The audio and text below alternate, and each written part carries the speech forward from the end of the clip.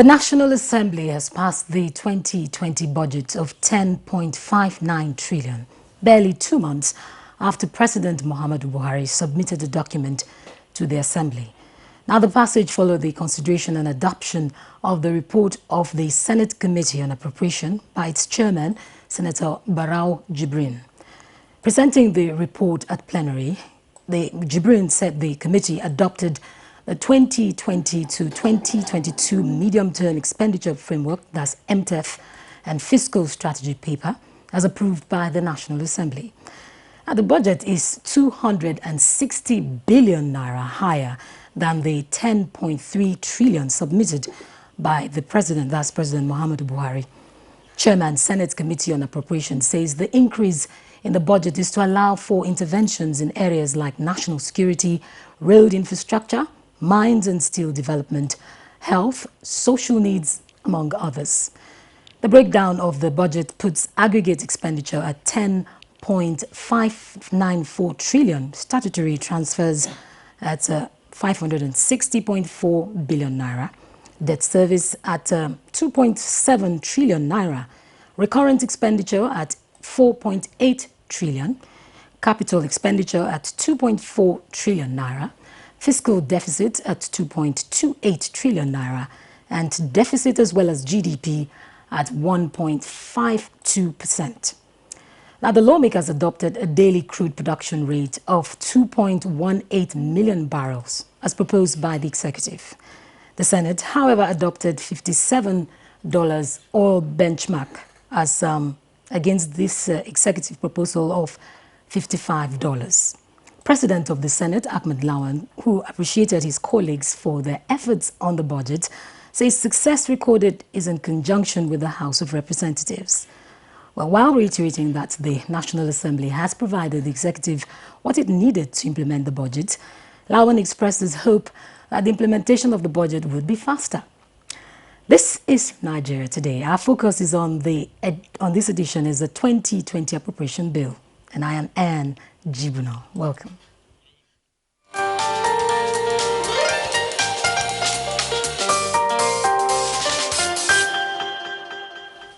Now, in the studio to discuss the 2020 Appropriation Bill is Gabriel Saleh Zok. He's representing Kachia and Kagaruko Federal Constituency. Thanks for joining us today. Thank you so much, Mrs. Anne. And we also have Yushal Aliyu, an economic analyst. Welcome to the program. It's my pleasure. Thank you. I'll start with you, Yushal. Let's look at, well, the budget. The Appropriation Bill has been passed by the Assembly. What's your take here? That is what we have been expecting for years, and since 1959, when the first parliament did a very good job. After 60 years, this is the first time the parliamentarians were able to beat the time. And we economists have been calling for long that there is need to have a financial calendar because it is affecting business performance.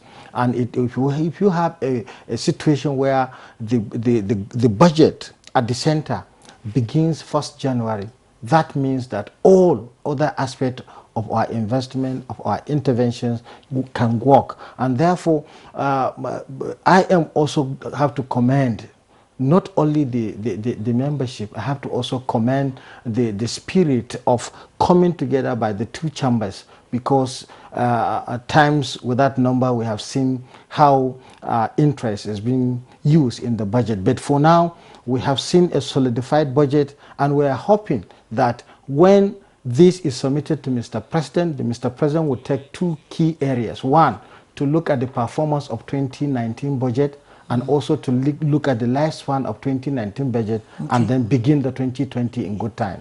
Okay, we'll get to the nitty-gritty of the budget. Now, Gabriel Saleh Zok, let's look at what comments we are getting. Some have said this is like by far the fastest that we've ever had. 2 months, barely 2 months. Yeah, it's the fastest because the National Assembly did not sleep. I could remember from the day Mr. President submitted this budget, I think it's like 59 days today, and it's not the 2 months that we expected, and we've passed the budget, and we've done our best. We want to support Nigeria to grow. Supporting Nigeria to grow, you don't just sit down and fight the people, because I usually tell people when two elephants are fighting, it's the grass that suffer. Okay. If the executive and the legislature don't come together and work together for the benefit of Nigeria, the masses will suffer. I could remember back in 2016, I was passing and I saw somebody was selling fruit. He said the reason why there's no money because they've not passed the Nigerian budget. So you see, yes, if my Rua and wheelbarrow pusher is talking about budget, it means the masses are suffering. So we did our best. We worked day and night to make sure. I commend the Appropriation Committee. They did their best to make sure that we meet the deadline, which today we have made Nigeria proud. And I believe this is going to be the beginning of the journey of Nigeria to the promised land. Okay, now Yusra Ali, you mentioned something about the implementation. Now, what does this really say about budget implementation in Nigeria as it is today? You see, budget is a working document. It is all about projections. And when you are projecting, you have to project. You know, the fundamental problem of economics is you have to know what you are doing, when you are doing, and how you are going to do it. Budget is just trying to translate how you are going to achieve some target, macroeconomic aggregates, not just putting the figures, not just highlighting the figures, but working with the figures. Let me give you an example. In statistics, you see X equals to B, X1, X2. Let us assume X1 to be budget 2019 and X2 to be budget 2020. We have to look at the gains of 2019, the problems of 2019, and then strengthen. That is why the two variables work together at the same time. And also, I am also of the opinion that if this budget is going to work, it's not the executive that can take Nigeria only to the promised land. The doctrine of rule of law put legislators, judicial officers, and the executive together. When the executive is executing, it is expected that the legislators will be on ground. Look, the United States of America are testing their GDP quarterly. So we are expecting this time around, we put our house in order, we begin to test. And it is only when you start in the good calendar year, that's 1st January, then you now set machineries to begin to see, okay, what are those priority projects? Who are in charge? And how do we solve this problem? Because when you go with projection, you look at your income. As income is coming, those that has to come from outside, because we are funding budget with a high deficit of 2.7. 2.7 trillion is is a serious money. It's bigger than our capital. So, but when we commit time, we can make it work, because the essence of money is just, according to Professor Robinson, money is what money does. Okay, now, Gabriel Saleh, do you see this as a return to the December, January cycle? And will the lawmakers will you maintain this? You see, when you are about entering a new year, you set New Year resolution. True of us. So for you to achieve anything at the end of the year, you must have planned from the beginning of the year. You can't just wake up by May. Like if you look at this budget, it was passed into law by August or July or so, I think, 2019. It was passed. Imagine a budget that people have been waiting for 6-7 months, and you have not passed. Nigeria are suffering. But now you see, if just like how we passed the budget today, the executive will look at the budget and assent into law. By January, the ministries will have planned, okay, before December we'll have achieved this. If you look at our roads in Nigeria, about the state of security, light, we don't have all these things. So the Nigerians have the legislature, the former legislatures, we have the best legislature that Nigeria will ever have now. The former legislature have been suffering this country. The masses have been because of their interests. But we thank God for the leadership that we have now. We brought professionals as leader. The new Senate president, the Speaker of the House of Representatives, they are people that have Nigeria at heart. So we believe that the new calendar year of budget will start from 2020. And it has come to stay. So it has come to stay. Okay, Issa Ali, let's look at the the budget breakdown. What's your take on the budget breakdown? We have discussed this where Mr. President presented, I think, in October 8th, but the National Assembly did not do much in trying to frustrate some of the intentions of the government, that is, of the executive. But they have done well in trying to insert some electrified touches in the budget, that is taking 55 to 57, that is $2. That is where the income is expected to come. That is one. But two, the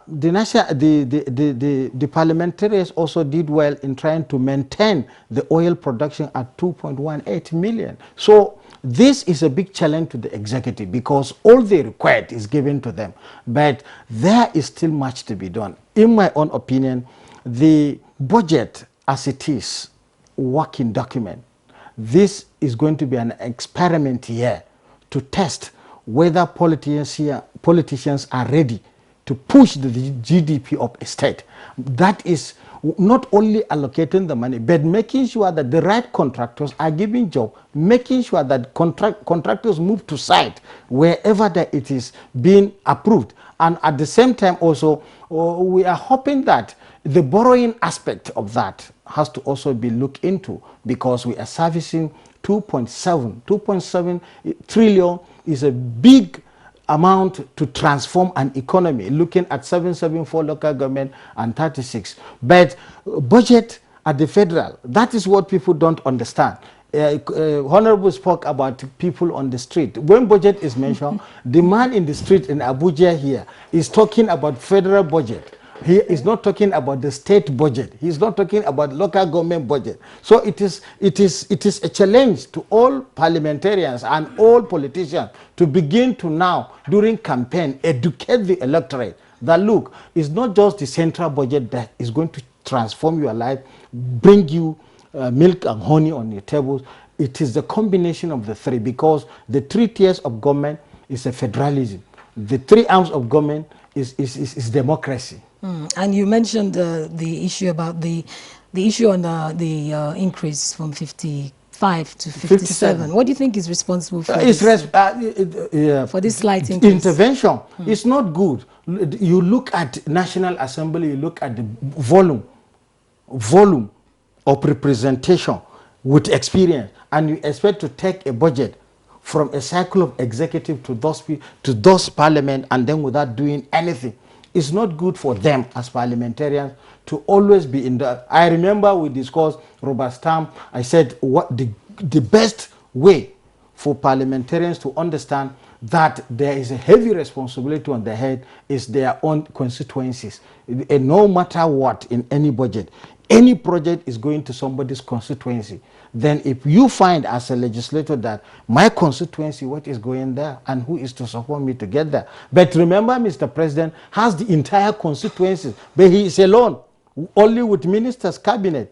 And that is why the National Assembly in their own has to make sure that, okay, this is your projection. Okay, let us study the market. Who have experience in oil market? Okay. Do you think that the oil market will remain at that? No. Okay, if it is not, then we need to make an intervention, and that is why this intervention of pegging additional $2 can change many things in an economy. Okay, now let's Gabriel Salizok, let's look at what this would do to investors' confidence, this early passage. Yeah, when you talk about investors' confidence, number one, the priority of this budget is to make sure that the security of Nigeria, your life and property, is well safeguarded.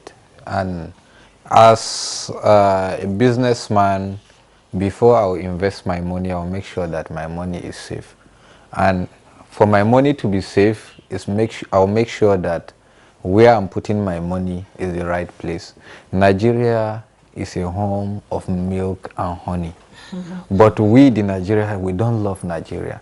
Wow, I love Nigeria. No, I can tell you that because a lot of people, instead of you to be praying for your leaders, praying for people to, praying for the country to succeed, you insult the country with your mouth. And they say the power of life and death is in the tongue. So this budget have come, if you look, security is number one. That's why we increase the budget in order to meet to the challenges of security, to make sure that every Nigeria in Nigeria is safe. Number two, if you look, basic education is one of the critical issues in Nigeria. Primary school, if I remember the primary school I attended, I went to the school 7 months ago. They are still sitting on the floor that I sat. So I commend Mr. President by looking at the critical issue where we want to make sure in the next budget we work on is health. Because Nigeria, for you to be at work today is because you are strong. Yeah. So we'll ask Mr. President to look into health just like how he looked into education. All right, thank you very much. Now let's take a break to hear the people's take on the 2020 appropriation bill as put together by Victoria Baeti.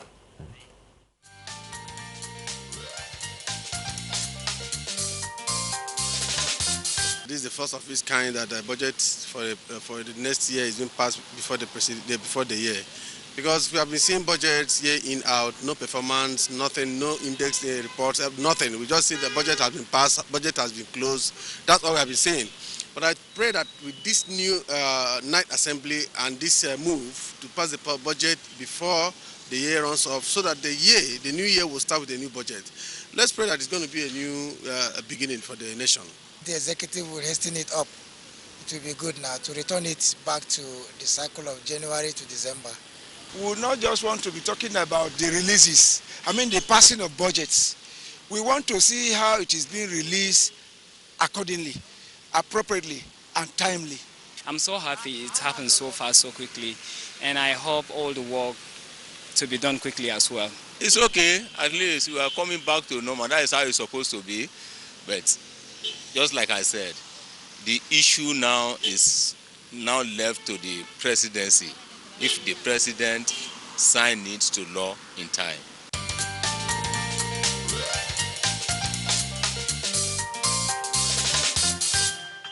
You're still watching Nigeria Today. We're back in the studio with Gabriel Salizok. He's the member representing Kachia Kagarko Federal Constituency, and Yasau Aliu, an economic analyst.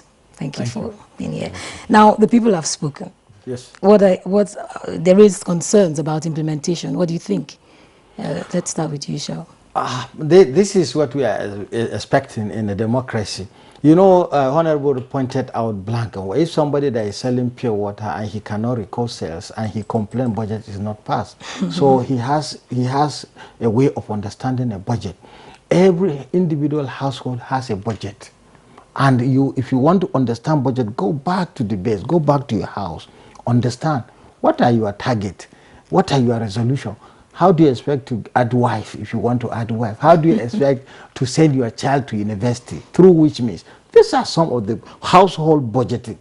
Investment is critical in the sense that Honorable has pointed out, implementation of it, we want to see a situation where not just releases like somebody has pointed out. When you say you have released, but is it performing?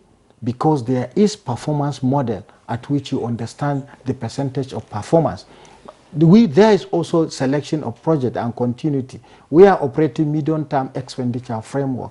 By operating medium-term expenditure framework, we are talking about 2020 to 2022. It's a 3-year folding model where you begin to now see your areas of priority. Remember, the government is operating a budget which has been proposed by Peter Peer, that is zero-based budget, where you take your priority. And these are also a model where government is trying to say, okay, there is diversification, there is going to be additional revenue, there is going to be additional challenges. The National Assembly did something which at the end, I think we have to go back to the same issue, that is passing the finance bill.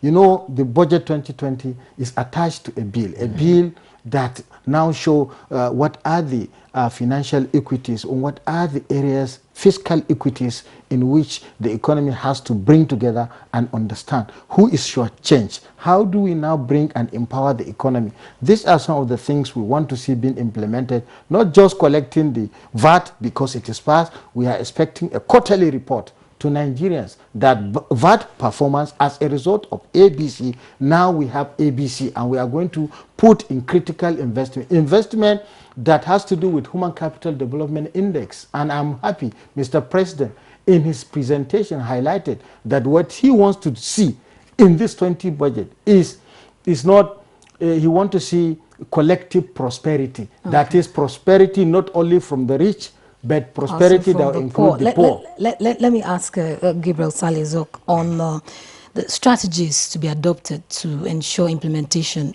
Nigerians are concerned about implementation. What kind of monitoring strategies? The implementation depends, it lies in the hands of the National Assembly members, because we carry, if you go to the House now, you see a lot of members have not been around. We have gone for oversight functions to make sure that what the executive actually asks for is what they are doing with the resources of Nigeria, because we owe Nigeria accountability.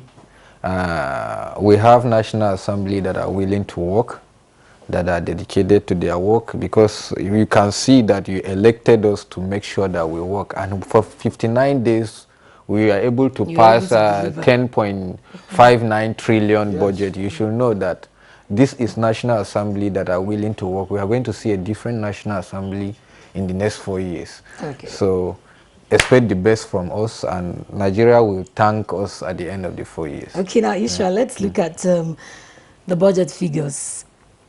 There was an increase. Do you see this as padding? No, that is a responsibility. You know, Nigerians are used to... You see, when you say scrutinizing, let's go to our grammar. When you are scrutinizing, you must see areas where you make adjustment. And critical infrastructure, for instance, I am happy. You know, when we discuss the presentation here 2 months back, I said, I am convinced we as students of statistics, we take figures very serious. That nines, you can see how nines appeared in our budget again. Nigeria is 59.